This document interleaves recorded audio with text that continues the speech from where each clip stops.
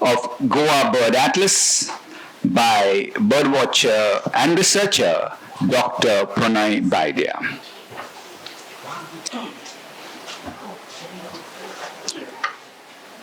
We hope you're having a wonderful time at the Goa Arts and Literature Festival, the 14th edition, and we're just hours away before it all comes to an end. Over to you, Dr. Pronoy Baidya. Hello. Yeah, thank you so much.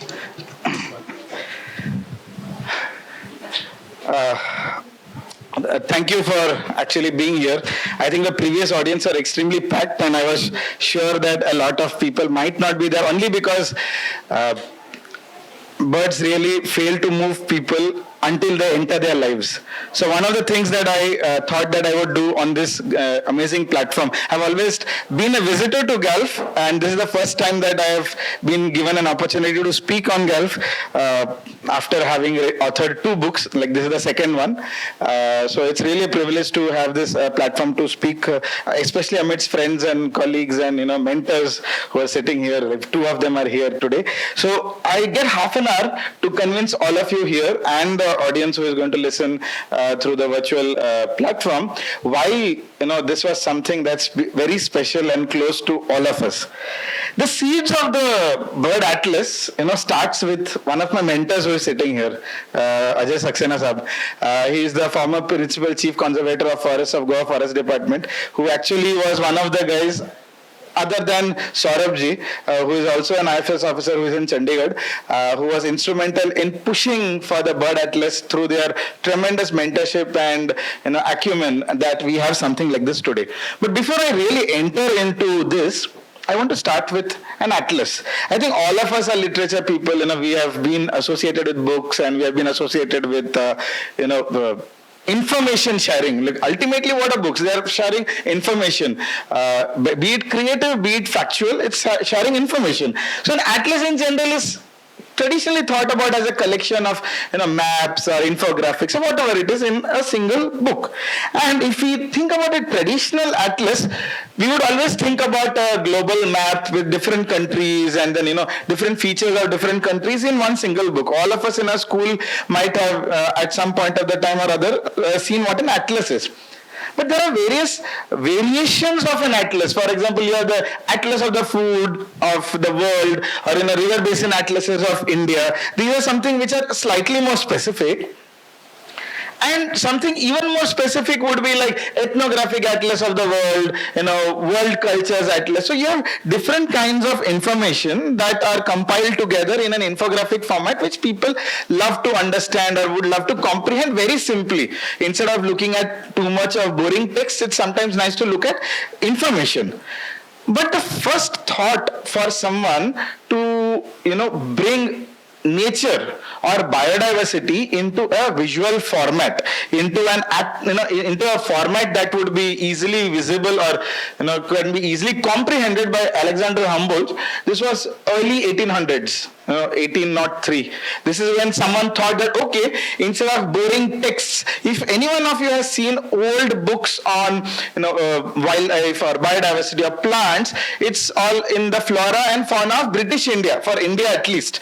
These were written by people, army officers, or people in the British India Empire who would come here for their administrative services part-time for 5 years or 6 years, and then they would be interested in natural history. They would write, and these are like huge tomes of books. Like, each book is like about 600, 700 pages, not less than that. So the first time someone thought that, okay, 600 pages, no one is really going to have time to comprehend that. So Alexander here thought that, okay, let's represent information in a pictorial format, and that was the birth of how information about biodiversity would be represented as a map. And then came Alfred Russel Wallace. All of us know about Charles Darwin, the Darwin's theory and natural selection and survival of fittest.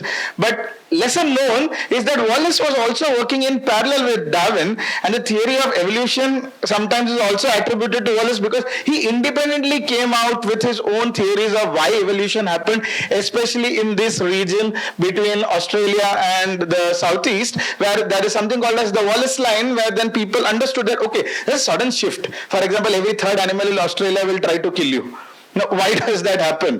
Now, these kinds of things is what came out from Wallace's work. But interestingly, even though plants are everywhere, the people who study plants are really forgotten in today's world. Like when we talk about plants, the only person that you would think about in Goa, at least in the scientific community is Dr. Janardhanam. Some of you might have heard about him. But the interesting thing is, it is the botanists who thought that democratized science. And the science is usually thought about in the lab, few people, test tube burette with a lab coat and things like that.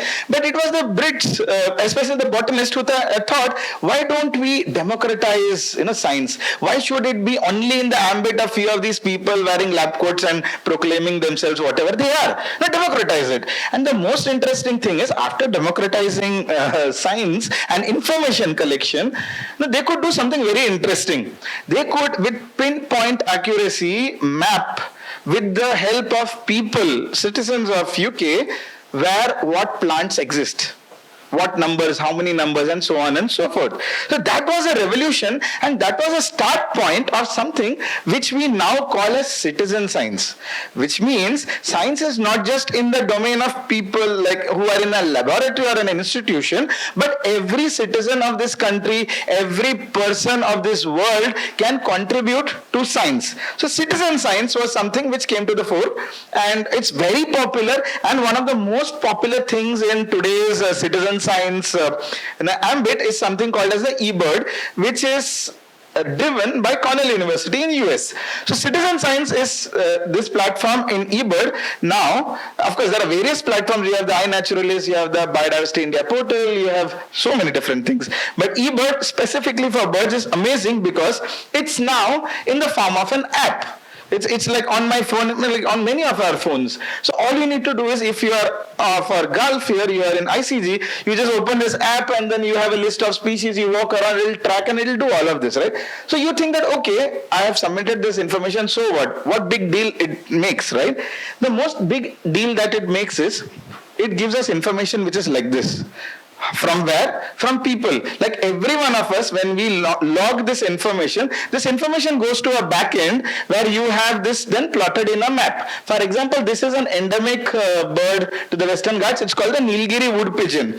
Very beautiful bird, was thought to be near threatened for a long time. But recent assessments have said that, okay, their populations are doing well, so they have been downlisted as least concern. They are doing well in the Western Ghats. That's the recent understanding. And why does this understanding come? Is because all the people together thought, let us contribute our sightings, our information to eBird, and from that information then conservation decisions happen, and this kind of setup is there.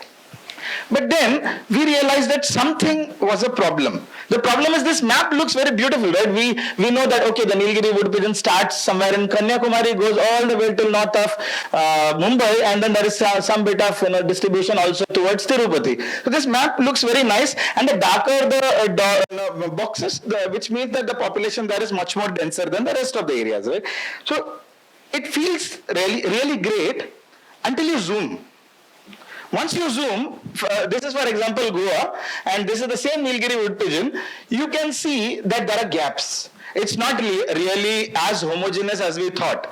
There are so many gaps, there are like places where we really don't know whether they are there or not, even though we would expect to find them. And that was one of the start points that began the discussion, right? Gaps. Why are these gaps a problem? Because no information of patterns and fine resolution. What I mean to say is, once there is gaps in our understanding, management for the government, the forest department, for the biodiversity board becomes difficult. By management we mean, in case there is a forest fire, you need to do secondary succession, you need to do some kind of habitat enrichment plantations, you need information as to what kind of trees do you plant. What kind of shrubs do you plant, species you plant, what kind of soil moisture conservation activities you need to do. For understanding all of these, we need indicators. Indicators are our birds. They actually give us a report card of how our forests are doing. But in case you have gaps like these, and say tomorrow there is a forest fire somewhere in the area which is just west of Netrauli, then like the Western Ghats actually extends into the Arabian Sea. It's like a jutting out portion into the Arabian Sea, and that's one of the few places in the country where the Western Ghats actually meets the ocean. That's the Kabdaram. That is actually part of the Western Ghats extending into the coast. So imagine that there is a forest fire. Now the Forest Department and the Biodiversity Board and the government of Goa wants to do some habitat enrichment. How do you decide what species to plant? Based on what birds are there, because birds are the ones who make use of the fruits, and the fruits then get dispersed, and that dispersed fruits then, the seeds then give rise to the new generation of trees, and the cycle of life goes on. So birds become our report card to inform our processes, and that is why we need to care broadly about the patterns in biodiversity. When I say patterns, it means which birds are found where, in what numbers, how many of them are endemic, how many of them are threatened, how many of them are locally abundant, how many of them are locally rare. These kinds of information is very much required for conservation planning and habitat enrichment and management by the government. But the thing is, the government does not have this kind of information, and this kind of information is extremely important because ultimately these patterns that I'm talking about are distributed over two scales. You have one in space and one in time, because all the elements that we see, even us, we have a lifespan. The lifespan means time. We occupy a certain area on this earth, that's space. So my influence, our influence as human beings is there in space as well as in time. And all of these influences in space and time ultimately gives rise to a pattern, and these patterns ultimately gives rise to processes. And what are these processes? These processes are things like seed dispersal, the air that we are breathing, the food that we are eating, the soil that we are tilling and we are sowing our agricultural crops. These are all processes that are explained broadly by the biodiversity patterns that we see. And now this has become extremely important. I don't even have to tell this audience why it's important to even talk about wildlife or environment or climate, because we know that we as humans are changing so many things, are influencing so many things. We are doing, our activities are leading to habitat loss, invasive species coming in. A lot of people have written about invasive species, land use change, climate change, so on and so forth. So many things are happening because of our influence. And what is it causing? It's causing biodiversity loss at the end of the day. And why all of this ultimately is important is because it's tied back to us. The biggest irony of wildlife conservation is it's linked to us. The definition of conservation sciences is so linked to human beings because we are conserving animals and plants because our livelihoods, our life, our well-being is linked to all of this. Just look at what are our priorities. Agriculture, food security, human well-being, air, water, lifestyle, human livelihoods, resource utilization, tourism. So if you look at it, the entire concept of conservation is ultimately us human beings. It's not anyone else, right? So being this anthropogenic viewpoint, we come back to the reason why we were talking about fine-scale distribution of information. eBird in Goa today has 491 species of birds recorded, 61,854 checklists. That's a lot of information, by the way, and from 3,862 bird watchers. Now the question is this enough?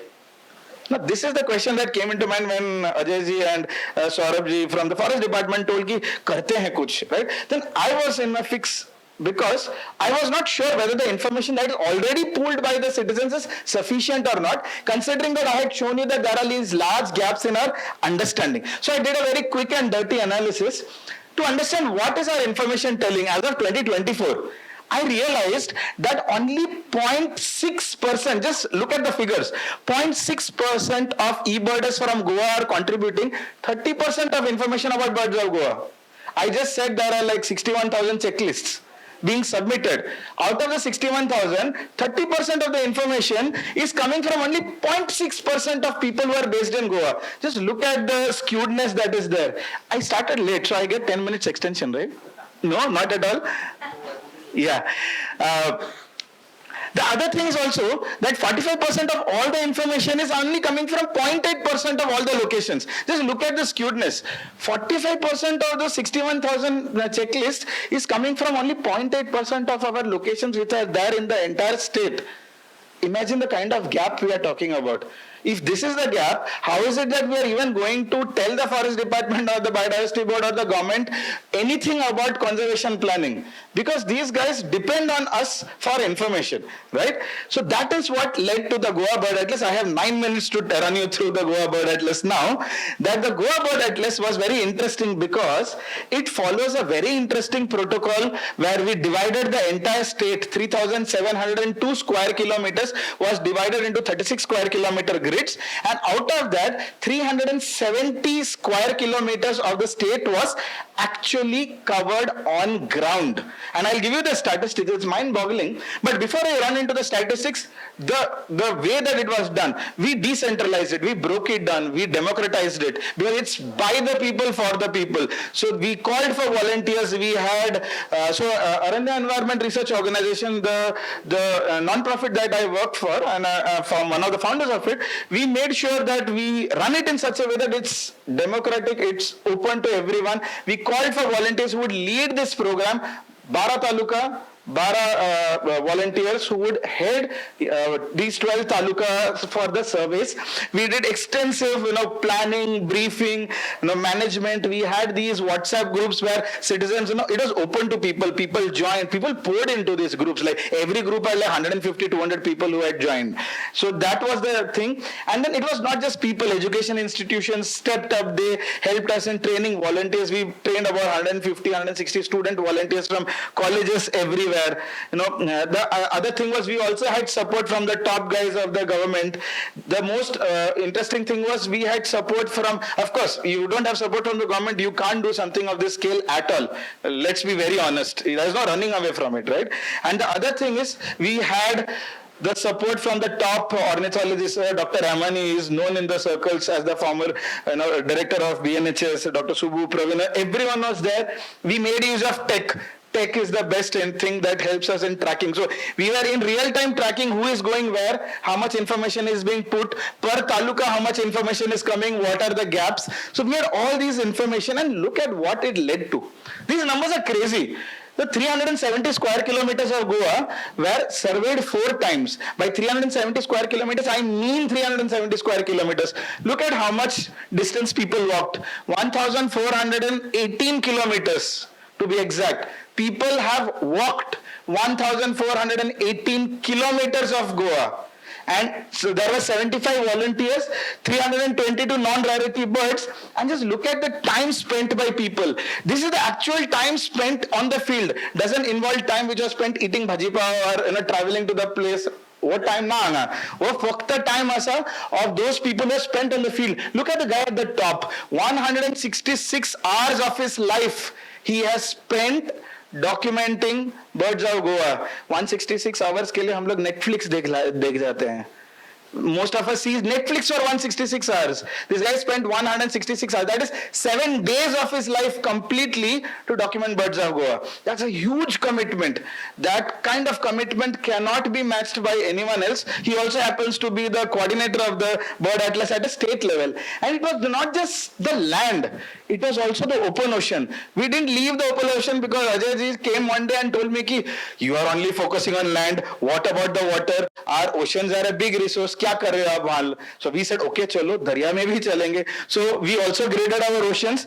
We did surveys in the ocean, and we also were able to achieve this kind of interesting thing. Of course, it was a cumulative thing over 10 years, but 2024 was that year where we did multiple surveys across all the grids to make sure the pelagic birds are also part of it.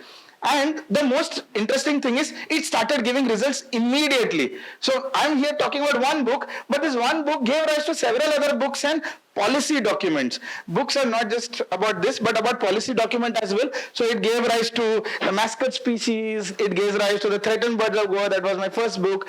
And the most important thing is we identified zones of conservation prioritization in our state. For example, there are 4 grids across the state where there are high density of birds, in that, which encompasses various villages within them, and it is these villages that are actually important for us to focus on habitat enrichment, habitat management, and all the other activities with the biodiversity management committee at the village level. And some of the most important thing is that you get these kinds of information at the end of the day. For example, the Indian people, I mean, more it's one of the most common things. But you will actually end up seeing that their detection rates, the sense of where they are and how they are, they really keep changing. And we also had some interesting things. For example, we all fight over territory and fight over land. But there are species which are very similar, related to each other. But I have 5 minutes. 5 minutes more than enough. We have so much space that these guys have so much space that they have partitioned themselves. In ecology it's called niche partitioning. What it means is तो माझो शेजारी हांव शेजारीच्या घरा वयचो ना शेजारी माझ्या घरान येवचो ना. What it means is I don't really intrude in my neighbor's space, the neighbor doesn't intrude in my space. So the coppersmith barbet and the Malabar barbet have done something very similar, where the coppersmith barbet is an urban dweller, likes the cities and the villages more, where the coppersmith barbet is more of a forest species, it is in the forest. The other thing that we realized is a lot of species that we thought were resident. For example, open Dr. Salim Ali's book and search this book, bird called the Indian roller. It will tell you that it is resident for India. But today we know it's not resident for Goa. So these kinds of things have come out. We know today for sure that the Indian roller is not a resident bird of Goa. It actually moves out in the monsoons. Like, who the hell wants to stay in a wet place for so long, right? Like 4 months. So this guy really moves out in the monsoon. So we have information like this, which is there in the fine scale. Some of the baffling things, like if some of you who are into bird watching, I know that there are 4 or 5 of you who know birds. The spot-breasted fantail, we have no idea what this bird is doing in Goa because it is supposed to be there everywhere. It's such a generalist thing. It's supposed to be there everywhere. But just look at it. It's not there in South Goa. It's as if it just does not like the South Goa. Of course, there are ecological reasonings behind this. There is something called as the Goa gap hypothesis and stuff like that. But we now know for sure. I have 3 more minutes. Sorry?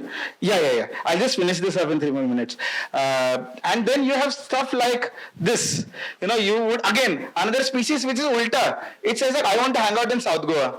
I don't want to come to Anjuna, Baga, Kalangut. So the common myna for some reason is more restricted to South Goa, is not there in North Goa, but its cousin, the jungle myna, is there everywhere.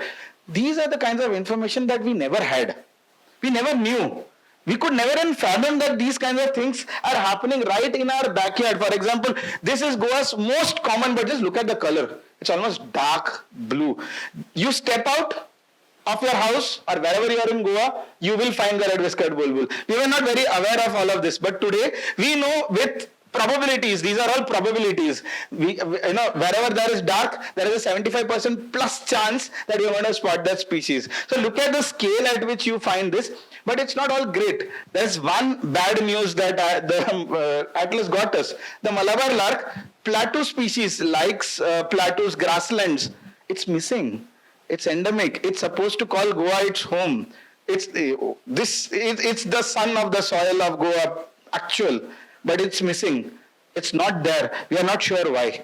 Needs more detailed investigation. And the last thing that I'm going to tell you is everyone asks, Chimni asa? They are all very restricted to villages and places where they can still nest. So they are doing well wherever they are. Mobile radiations have nothing to do with chimney population. Science has shown this to us. So they are doing well. And yeah, that's all it is. And that's a map of what we did in the oceans as well. Of course, I don't have time. I have to take questions. But I want to end with one thing. I am only a representative of the people who are behind this. Just look at the kind of people who are involved in this effort. It's all people. It's all students. It's all just people. It would not have been possible without those 75 full volunteers, 200 entire team, and those 12 people who spent so much time. And it's not just a one-time thing. You're going to come back. This entire effort is going to be repeated in 28, 29 once more because we also, as I said, we know what is happening in space. We now want to know what's happening in time. And we have resolved at Aranya that every 5 years we are going to bring all the institutions. If you look at the last slide, that's a QR which you can scan and you can download the book. It's freely available. We wanted this book to be available to be accessed by everyone. Just scan the QR code, you will get the book. You can download that. But look at the number of people who have been involved. Government, private, institutions, non-profits, individuals, you name them. There are 34 of them in that one panel. 34 organizations, so many people, so many lives touched, so many people connected. It's a true win for biodiversity conservation and documentation. So that's all I had. I know I rushed a lot, but I really thank Vivek Bab for giving me the opportunity, because it is a up platform. But it's fine. As I told you, 30 minutes, more than enough. I am sure everyone here is happy. I can see everyone smiling here.